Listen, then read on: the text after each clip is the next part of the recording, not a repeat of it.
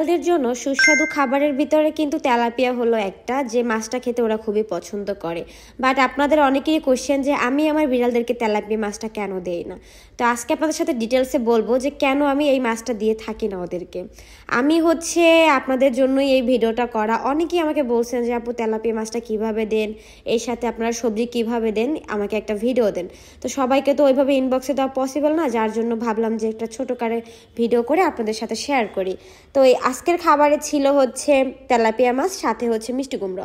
আপনারা চাইলে এখানে গাজর, পেঁপে, হালকা কাঁচকলাও অ্যাড করতে পারেন, এটা আপনার বিড়ালের পটির উপরে নির্ভর করে। আমি আপনাদেরকে একটা কথাই বলি, আমাকে একজন বলতেছেন যে আপু মিষ্টি কুমড়ো দিলে পেট খারাপ হয়।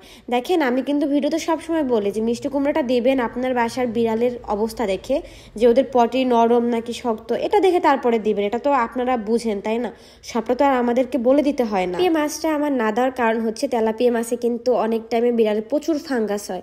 তো আপনারা যেটা করবেন, এটা সবসময় টাটকা কিনবেন, ইভেন এটা ভালো করে ধুয়ে 40 থেকে 30 মিনিটের মতো বয়েল করবেন, বয়েল করে তারপরে দিবেন। আর এই মাছটা যদি খেতে না চায়, হালকা করে একটু ক্যাট ফুড উপর থেকে দিবেন, বাট বেশি না, খুবই কম দিবেন। ক্যাট ফুড চাইলে আপনারা সকালে আর সন্ধ্যায় দিবেন, কিন্তু এই খাবারটা আপনারা দুপুরে আর রাতে রাখবেন।